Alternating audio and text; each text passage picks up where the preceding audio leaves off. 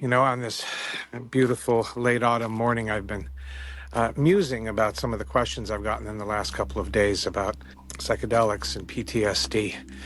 And my musing has been around the challenge in an era where there are still laws on the books that prohibit the use of these medicines for any purpose, recreational or clinical. And yet the evidence seems increasingly strong that there's a great behavioral health benefit to these medicines. And so, folks like me who talk about such issues have to go, well, gosh, will I get in trouble? These are very young voices. Will I get in trouble for talking about this? Obviously, I'm not worried about that right now, but all of these voices are part of the national conversation. Be careful. I mean, the truth of the matter is I don't have a mushroom or MDMA business, and so I'm not promoting these medicines for any personal use, and nor am I generally promoting them. As I said in a video yesterday, and I think this morning, it's not for everybody.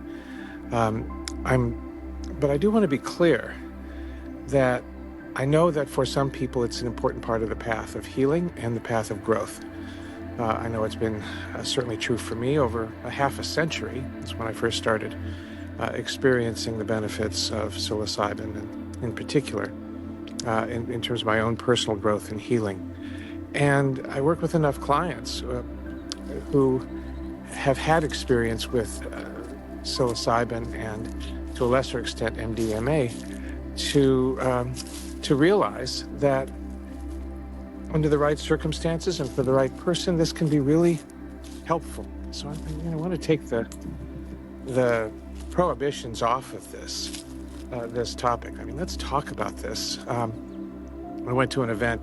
Jennifer Chisak, I think, is the author's name, of a handbook on psychedelics for women, I think is the name of her book. She talks about how women have been left out of a whole lot of health studies generally, and certainly those about psychedelics. And so she tries to educate on not just the PTSD benefits, but benefits in treating addiction, anxiety, depression. It's just, I think, almost malpractice not to at least have educational conversations about these entheogens or psychedelics or medicines, and how they can, for some people, under certain controlled conditions, be incredibly helpful. So let's have that conversation, and no one's going to arrest us for talking about this. And I think it's an important conversation for us to have. So let's take off the blinders and talk about what's really going on here. That this is an area of possible therapeutic benefit, and we need to be open and honest about it, and that's what I'm trying to be.